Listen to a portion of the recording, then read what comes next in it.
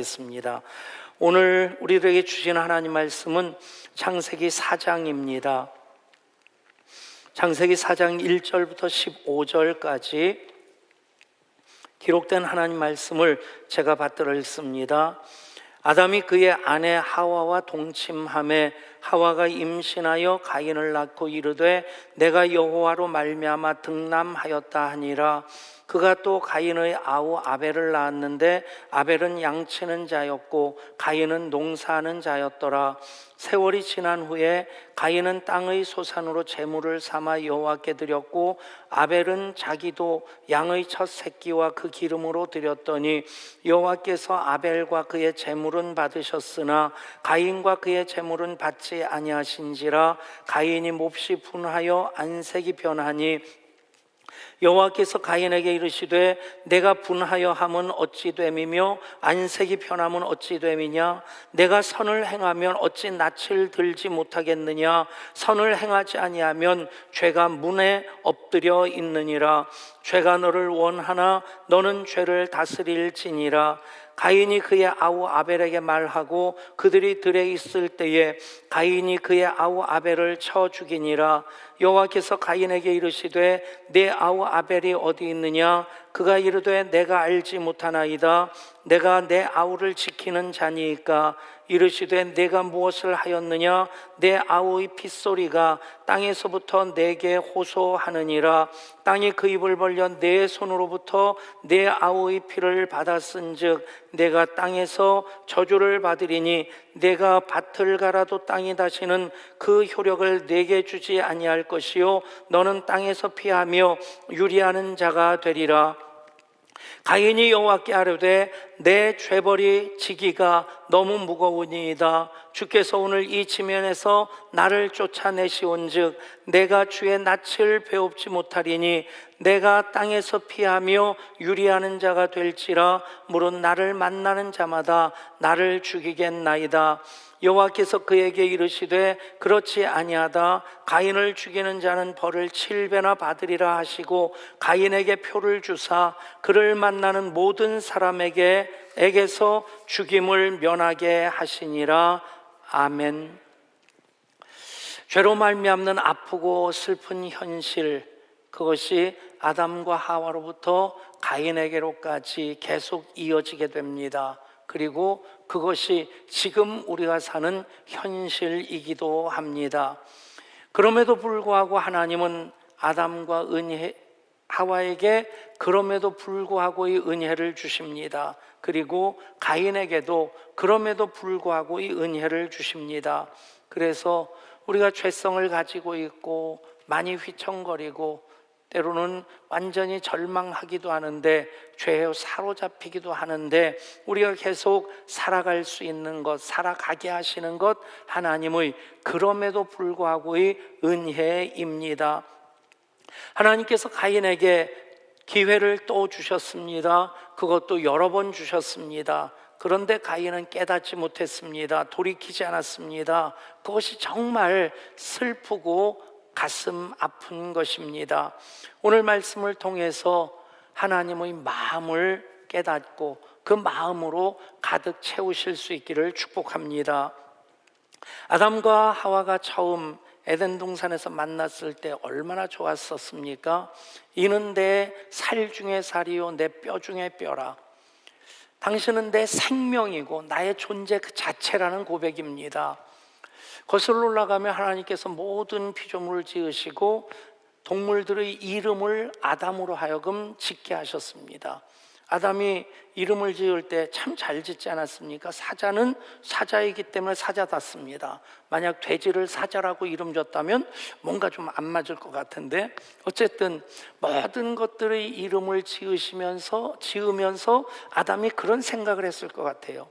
모든 것은 다 짝이 있는데 집신도 짝이 있는데 내 짝은 어디 있을까? 그래서 그리워하는 마음 갖게 하고 그리고 이제 아담의 갈비뼈를 빼서 아담에게 하와를 지어서 돕는 배필로 같이 살게 하십니다. 여기에 하나님의 깊은 뜻이 있어요. 우스갯소리 같지만 그 다음 날부터 하와가 아담이 잠들어 있을 때마다 갈비뼈 수를 헤아렸다고 합니다. 하나가 없어지면 여자 하나 생기는 거니까. 예. 근데 사실 보면 갈비뼈는 이제 뭐 하나가 더 많은 것을 빼셨는지는 모르겠지만 그냥 숫자는 똑같습니다. 근데 갈비뼈라는 의미가 히브리어의 의미로서는 동등하다는 뜻입니다. 위도 아니고 아래도 아니다. 동등하다, 같다. 남자들이 힘이 좀 있다고 조금 미련한 그런, 약간 그렇죠? 예, 아주 약간. 근데 만약에 여자를 이제 발이나 발가락 뼈로 만드셨다 그러면 아주 함부로 했을 것 같아요. 거꾸로 여자들이 조금 영악한 면이 있습니다. 아주 조금. 근데 그 여자들을 머리뼈로 만들었다, 가뜩이나 쥐었다 놨다. 저도 가끔 생각해 보면 언제나 내가 지는 걸로 결론이 나더라고요. 왜 그럴까? 아직도 이해가 안 됩니다. 나이는 3살이 더 많은데. 어쨌든 여자를 머리뼈로 만드셨으면 남자들은 뭐 그냥 맨날 혼나느라고 정신없을 텐데 갈비뼈로 만드셨다, 동등하다라고 하는 의미인데, 그랬을 때 그 고백 그대로, 사실 뭐 둘이 사랑해야지 에덴 동산에 누구 딴 사람이 있는 것도 아닌데 얼마나 행복했었습니까? 얼마나 알콩달콩 잘 지냈습니까? 근데 죄가 들어오고 나니까 죄 때문에 부부의 관계도 깨어집니다. 이는 내 살 중에 살이요 뼈 중에 뼈라 그랬는데 하나님이 나에게 만들어준 그 여자가, 그러면서 아주 모든 책임을 다 전가해 버립니다. 그러니까 죄가 있으면 죄 때문에 부부의 관계도 깨지고, 하나님께서 아담을 찾으시죠. 아담아 내가 어디 있느냐. 그 이전에 하나님하고 데이트를 즐기던 아담이 이제는 하나님의 낯을 피하여 동산 나무 숲으로 숨어버렸습니다. 하나님과의 관계도 소원해집니다. 더 멀어지게 됩니다. 아담과 하와가 비록 그 죄 때문에 하나님께서는 에덴 동산에서 추방하시는 것도 그럼에도 불구하고의 은혜입니다. 그래야지 죄가 얼마나 무서운 것인지, 심각한 결과를 가져오는 것인지 깨닫고 하나님 의뢰하며 살라고 그렇게 죄에 대해서 책임을 물으시면서 베풀어 주신 은혜가 동산에서 쫓아내시는 것입니다. 그 과정 속에서 아담과 하와가 동침함에 가인을 낳습니다. 가인을 낳고 하와가 뭐라고 합니까? 내가 여호와로 말미암아 등남하였다. 여러분, 당연히 하나님 주신 생명이기 때문에 그 생명을 얻게 될 때 얼마나 기쁩니까? 옛날에 온 동네 떠나갈 듯 울어제끼는 소리에 내가 태어났단다, 뭐 그러면서 한 사람 태어나면 온 동네가 그렇게 기뻐하는 일이고, 할머니 할아버지 할 것 없이 모두가 기뻐하지 않습니까? 그렇게 그 생명을 하나님이 주셨다는 고백도 내가 여호와로 말미암아 등남하였다, 등려하였다라고 하는 의미 속에 담겨져 있지만, 그런데 우리말 성경이나 영어 성경 보면 여호와로 말미암아 내가 아들을 얻었다 하는 것인데, 그런데 히브리어 원어 성경 보면 이렇게 나옵니다. 내가 여호와 아들을 낳았다. 여러분, 이 말씀을 보면 그냥 의미로서 잘 해석하기 위해서, 잘 의미를 전달하기 위해서 내가 여호와로 말미암아 등남하였다, 뭐 틀린 말은 아닌데 곧이곧대로 그 의미를 본다면 여호와의 아들을 낳았다는 뜻입니다. 예수님이 성령으로 말미암아 그렇게 마리아에게서 잉태되어서 태어나셨는데 비슷한 구조가 되는 겁니다. 그 의미를 더 정확하게 설명하는 것이 바로 최초의 복음, 원복음이라고 하는 창세기 3장 15절입니다. 내가 너로 여자와 원수가 되게 하고 내 후손도 여자의 후손과 원수가 되게 하리니 여자의 후손은 내 머리를 상하게 할 것이요 너는 그의 발꿈치를 상하게 할 것이니라. 악을 이기고 사탄을 이기고 세상을 이길 최후 승리자, 인간을 죄에서 구원할 메시아가 여자의 후손에게서 태어날 것이다. 메시아의 최초의 예언의 말씀입니다. 그래서 최초의 복음, 원복음이라고 하는 그 표현을 쓰는데, 여기서 직접적으로 적용되는 사람은 누굽니까? 하와입니다. 하와에게 주신 말씀입니다. 그러니까 여자의 후손이라고 하는 그 여자는 누굽니까? 하와입니다. 하와가 아들을 낳으면서 이 말씀을 기억했고, 이 말씀의 응답으로 이 아들이 태어났다. 이 아들이 하나님의 구원의 역사를 이룰 것이다. 사탄의 머리를 밟아 깨트릴 것이다. 그 기대를 가지고 이 아들이 태어났고, 이 말씀이 이루어졌음에 그렇게 감사하고 감격스러워하면서 내가 여호와 아들을 낳았다 선포를 한 겁니다. 여러분, 단지 여호와로 말미암아 얻은 생명도 귀한데, 하나님 말씀으로 태어났고 말씀을 이룰 사람으로 태어났다, 얼마나 감격스러웠겠습니까? 결과는 어떻게 됩니까? 죄를 다스려야 될 가인이 죄에 의해서 다스림을 받습니다. 그래서 그는 하나님의 구원자로 하나님의 구원의 역사를 이루는 그런 책임적인 삶을 사는 것이 아니라 오히려 죄의 다스림을 받고 죄를 짓는 살인자가 되고 맙니다.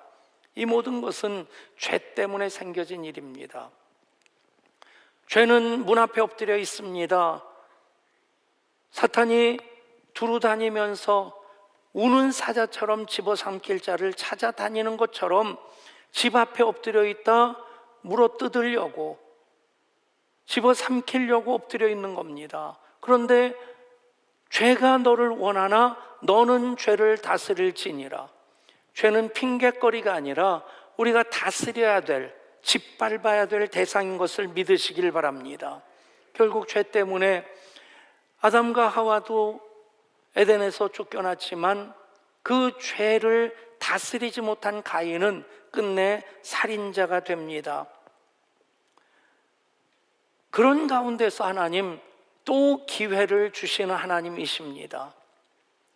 아담과 하와에게만 그럼에도 불구하고 이 은혜를 주신 하나님이 아니시고 가인에게도 그럼에도 불구하고 이 은혜를 주시는데, 그것도 한 번이 아니라 여러 번 반복해서 나옵니다.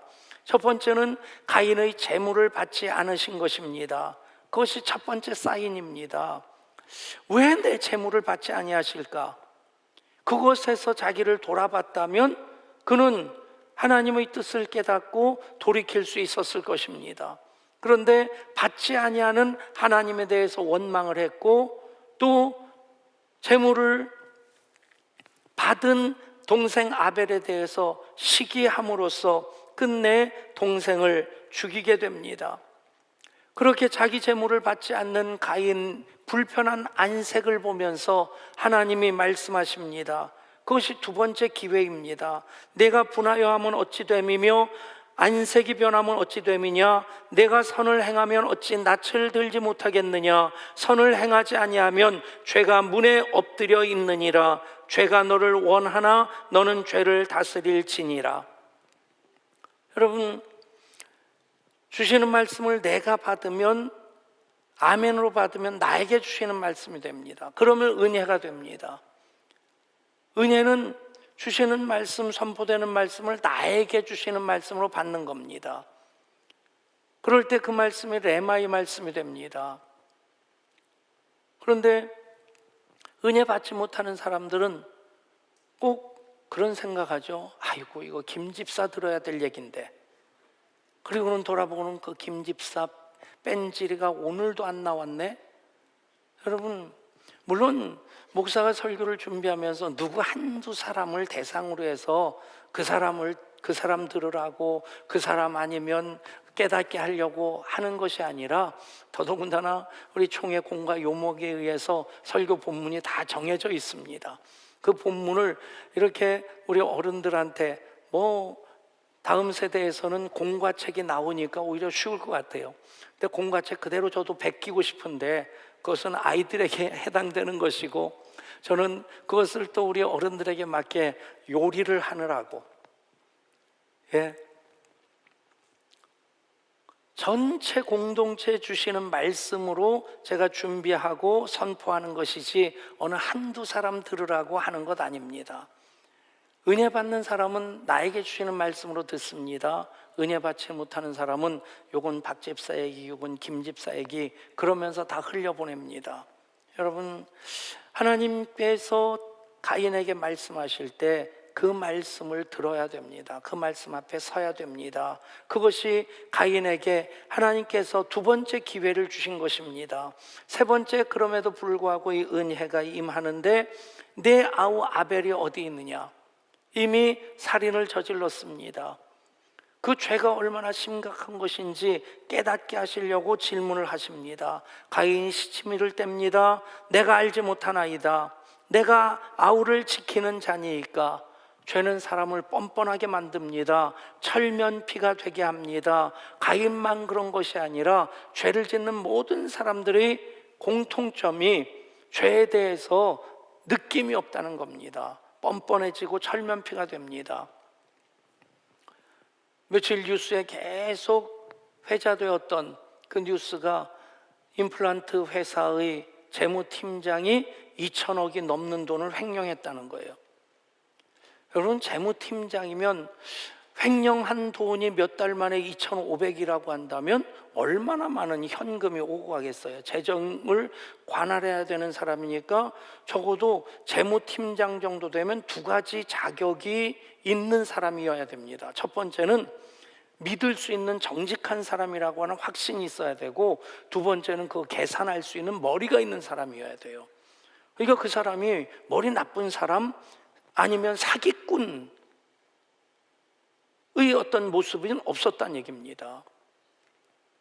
근데 2,300억인가를 횡령을 하면서 몰랐을까요? 들키지 않고 끝까지 갈 수 있으라고 생각했을까요?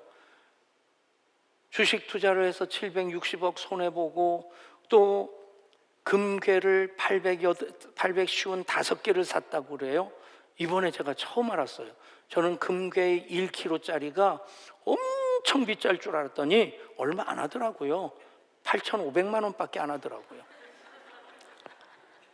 어쨌든 이걸 사가지고 855개를 아버지 집에도 숨겨놓고 누이 집에도 숨겨놨는데, 압수수색하는 과정 속에서 아버지가 집을 나갔다가 자살을 하고 모든 가족들이 공모한 걸로 드러나서 다 지금 구속되고, 여러분, 그 똑똑한 사람이, 그렇게 계산 잘하는 사람이 안 들키고 끝까지 완전 범죄가 될 것이라고 확신해서 그 일을 저질렀을 텐데 왜 그랬을까요? 죄 때문에 양심이 마비돼서 그렇습니다. 판단력이 마비돼서 그렇습니다. 하나님 그렇게 그럼에도 불구하고 이 은혜를 가인에게 첫 번째, 두 번째, 세 번째나 주십니다. 그런데 가인은 계속 은혜를 거절합니다. 마지막 또 한 번의 기회가 있습니다. 바로 다음 16절 말씀인데, 가인이 여호와 앞을 떠나서 에덴 동쪽 놋 땅에 거주하더니. 여러분, 죄를 지었으면 하나님께로 돌아와야지 하나님으로부터 멀어져서는 안 됩니다. 요즘이야 아이들 매를 들어 때리는 일이 거의 없겠지만 어렸을 때 매 맞고 자랐습니다. 근데 도망가려고 하면 더 그 매가 세게 내려쳐지고요. 그 매를 맞을 짓을 했는데 안 아프게 맞는 방법이 뭔지 아십니까? 어머니께 달려들어서 안는 겁니다. 엄마 잘못했어요. 용서해 주세요. 그러면 도망가는 놈 때리면 힘껏 내려칠 수 있는데 나한테 안기는 놈 때려치려고 하면 이게 힘이 안 들어갑니다. 그리고 안기는 자식, 세게 때리는 엄마가 없어요. 여러분, 죄를 지었을 때 내가 잘못했구나 깨닫는 순간 하나님께로부터 멀어지려고 하지 마시고, 그걸 선택하지 마시고 여호와께 돌아와야 합니다. 그러면 삽니다. 이 말씀을 쭉 살펴보면 결국 예배 문제인 것이 드러납니다. 그렇습니다. 예배가 문제입니다. 가인의 예배는 자기 중심의, 자기 만족의 예배였습니다. 아벨의 예배는 하나님 중심의, 하나님이 기뻐하시는 예배를 드리고자 했습니다. 하나님 기뻐하시는 예배를 드리는데 하나님 어떻게 안 받으시겠습니까?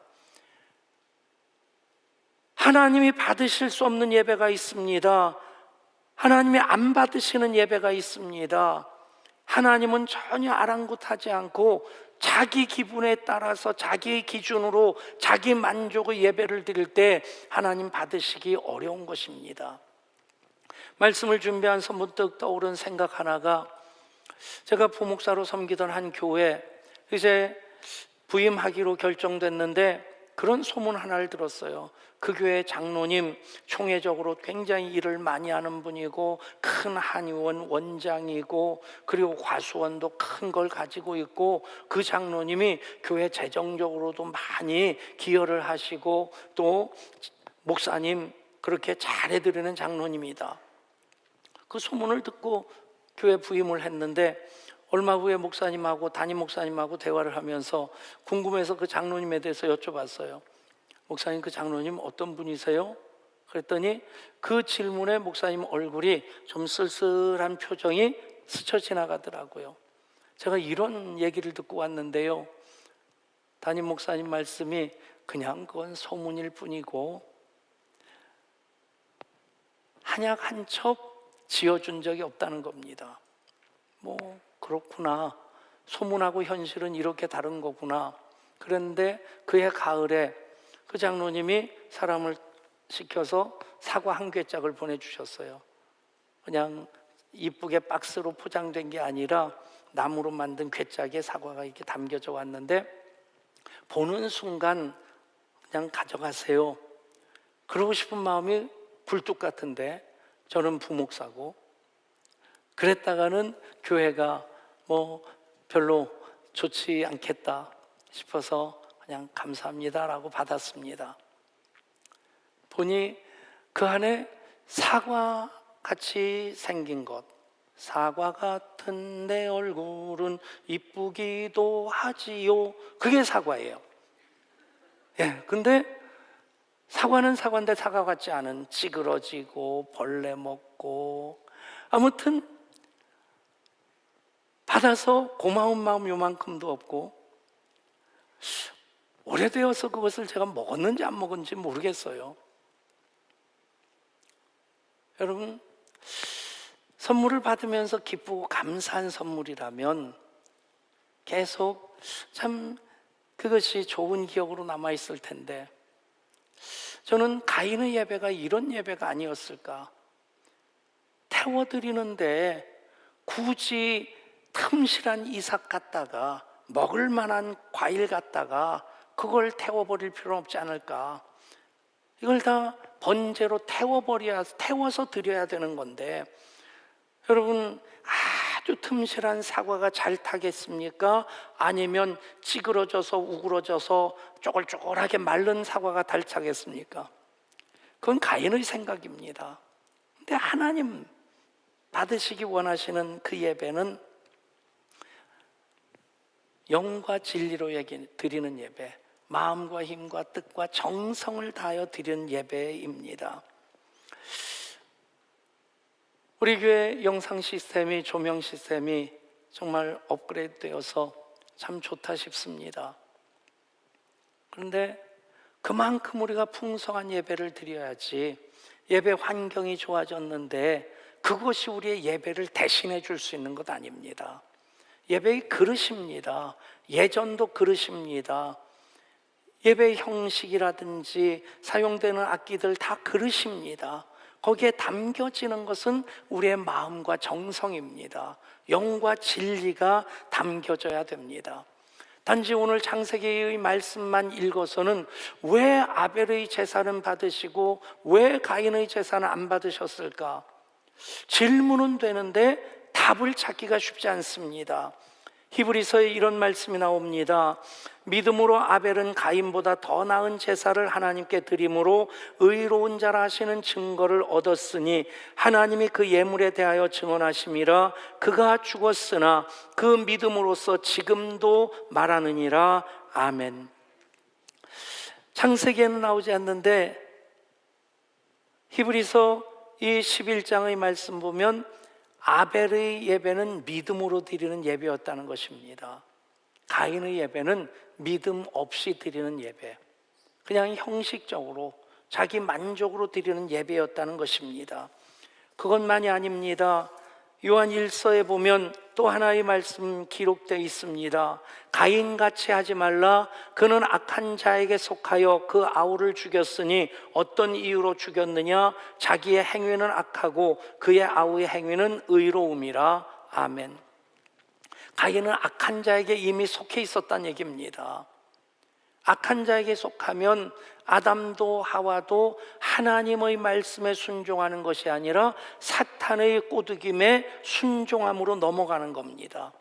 가인도 악한 자에게 속했기 때문에 제사를 드리면서 하나님이 기뻐하시는 예배에 대해서는 안중이 없고 그거 아까운데 그 귀한 것을 왜 낭비하고 허비하느냐, 어차피 태워서 없앨 것인데. 여러분, 악한 자 사탄입니다. 마귀에게 속하되면 마귀의 음성을 듣습니다. 그래서 결국 예배에 대해서 하나님을 오해할 때 예배를 잘못 드리게 되고, 그 결과가 지금 죄를 다스리는 것이 아니라 죄에게 다스림을 받는, 그래서 살인까지 저지르는 것까지 나아가게 됐다는 것입니다. 여러분, 가인이 드린 예배 세 가지 중대한 결함이 있습니다. 첫 번째는 하나님이 어떤 분이신지 잘못 알고 있었습니다. 하나님 좋으신 하나님이십니다. 사랑의 하나님이십니다. 모든 것을 주시고 또 주시고자 하신 하나님이십니다. 선악과도 그 오해를 하게 되면 왜 선악과를 만들어서 라고 오히려 하나님께 원망할 수 있습니다. 지난주에도 말씀드렸지만 모든 것을 다 주셨고 이 모든 것의 주인이 나 여호와다 라고 하는 그 기준이 선악과입니다. 하나님을 오해하게 되면 한 달란트 받은 사람, 주인을 악한 자라고 생각하고 심지도 않은 데서 거둘 사람이라고 생각하고 땅에 묻어버립니다. 여러분, 하나님을 하나님으로 만나면 오해하지 않습니다. 오해하는 것은 하나님을 내 생각 가지고 내 기준 가지고 판단하는 것입니다. 그럴 때 그것이 하나님과의 관계가 잘못되는 것으로 이어집니다. 여러분, 이 관계 어떤 관계입니까? 내가 하나님 없이 못 살고 하나님도 나 없이 못 사신다. 이것이 하나님과 우리와의 관계, 하나님과 아담과 하와의 관계입니다. 어떤 교회 자매가 은혜를 받으면 목사님에게 목사님 저 하나님 없이 못 살아요, 은혜 없이 못 살아요, 예배 없이 못 살아요, 그런 고백을 하는 자매가 얼마나 이쁘겠어요. 하루는 목사님 하고 또 웃으면서 달려오더래요. 그래서 목사님이 웃으면서 그래 하나님 없이 못 산다고 그랬더니 아니요 목사님, 제가 또한 사실을 깨달았는데 하나님도 저 없이 못 사세요. 아멘. 여러분, 이게 하나님과 우리의 관계입니다. 바른 관계가 유지되면 하나님의 뜻에 대해서 오해하지 않습니다. 고지고대로 받아들이고, 그러면 어떻게 하면 더 가까이 갈 수 있을까? 어떻게 하면 더 사랑할 수 있을까? 어떻게 하면 더 순종할 수 있을까가 그것이 관심사가 되지, 어떻게 하면 띵겨 먹을까? 어떻게 하면 도망갈까? 어떻게 하면 불순종할까? 여러분, 악한 자에게 속하게 되면 이게 관심사가 됩니다. 그러나 하나님께 속한 자가 되면 하나님의 마음으로 모든 것을 보게 되고 모든 것을 생각하게 되고 모든 것을 결정하게 됩니다. 가인이 저지른 또 하나의 그 오류가 무엇입니까? 죄의 심각성을 알지 못합니다. 의인은 없나니 하나도 없다고 하시는 말씀은 아담이 원죄를 저지른 이후로 죄성이 모든 사람들에게 있다는 겁니다. 죄 안 지은 사람은 아무도 없습니다. 의인은 없나니 대여섯 명쯤은 있다 그랬으면 사람들이 오구지게 착각했을 겁니다. 그 대여섯 명 중에 내가 혹시 속하지는 않을까? 그런데 성경은 단 한 사람도 없다고 합니다. 운전한 사람 중에서 위반 안 한 사람 아마 없을 거예요. 그렇긴 하네요. 예, 정은실은 아직 딱지 한 번도 안 띄었습니다. 이제 2월 달 되면 정은실하고 제가 결혼한 지 39년이 됩니다. 그리고 그 전에 6년 연애를 했으니까, 근데 39년 살면서 먼데 이번에도 대구 갔다가 오는데 똑같은 레파토리가 또 반복됩니다. 여보, 이렇게 피곤할 때 내가 운전해야 되는데. 39년째 똑같은 얘기를 합니다. 그래도 운전을 해요. 친정이 한양아파트 저쪽 3단지인데 아들이 운전 연수를 시켜줘가지고 거기까지 갔다 오고 집에서 여기 왔다 가는 거 절대 차선 안 바꿉니다. 한 번은 차선 바꿨다고, 여보 나 차선 바꿨어.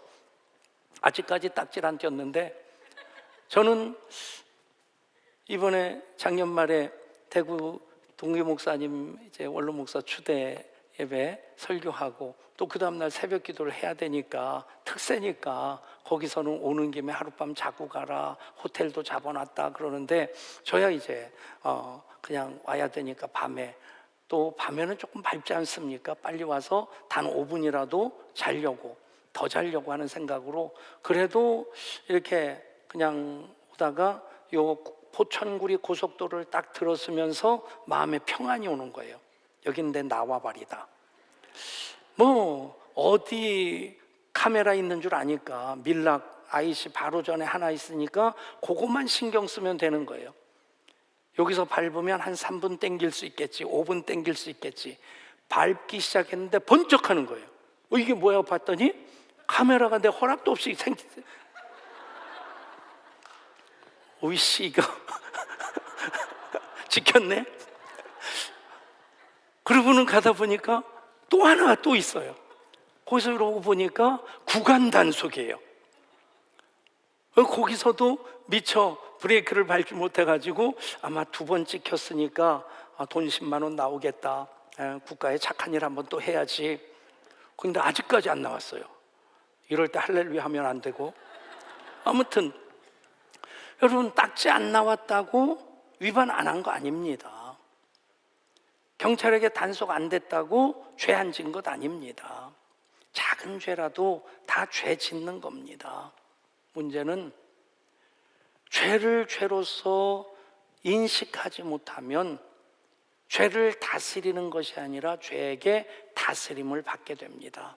죄가 내 문 앞에 엎드려 있느니라 여차면 집어삼키려고 준비하고 있다는 얘기입니다. 사랑하는 여러분, 결국 예배가 문제입니다. 믿음으로, 의로움으로 하나님이 기뻐하시는 예배를 영과 진리로 마음과 힘과 뜻과 정성 다해 예배하면 예배에 승리하게 되고, 예배에 승리하게 되면 인생에도 승리합니다. 인생에 승리한 것 같은데 2,800억, 2,300억 해먹어서 잘했다 싶은데 그것 때문에 망하게 됩니다. 여러분, 결국 우리가 인생에 승리하기 위해서 2022년을 제대로 살기 위해서는 예배의 승리자가 되어야 됩니다. 예배가 문제의 핵심입니다. 이제 가인은 에덴 동쪽 놋 땅으로 더 멀리 갑니다.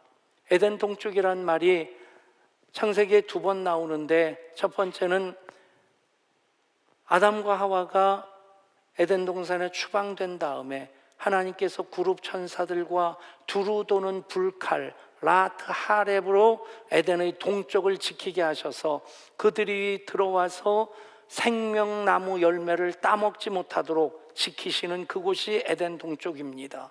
그런데 여기 또 가인이 죄를 짓고 에덴 동쪽 놋 땅까지 더 멀리 갑니다. 여러분, 우리가 사는 곳은 에덴 동산이 아니라 에덴의 동쪽입니다. 죄가 있고 시기와 다툼이 있고 그것이 살인이 되는 그런 곳입니다. 말씀드렸듯이 에덴 동쪽으로 멀리 가는 것이 아니라 하나님께로 돌아와야 됩니다. 그런데 여기서도 하나님 은혜를 베풀어 주십니다. 그렇습니다. 에덴의 동쪽에도 은혜가 임합니다. 그래서 오늘 우리가 살아 있습니다. 세상이 모든 보도되어지는 사건, 사고 소식 보면 금방 망할 것 같은데 여전히 이 세상이 유지되고 있는 것, 에덴의 동쪽에도 하나님 은혜가 임하기 때문입니다.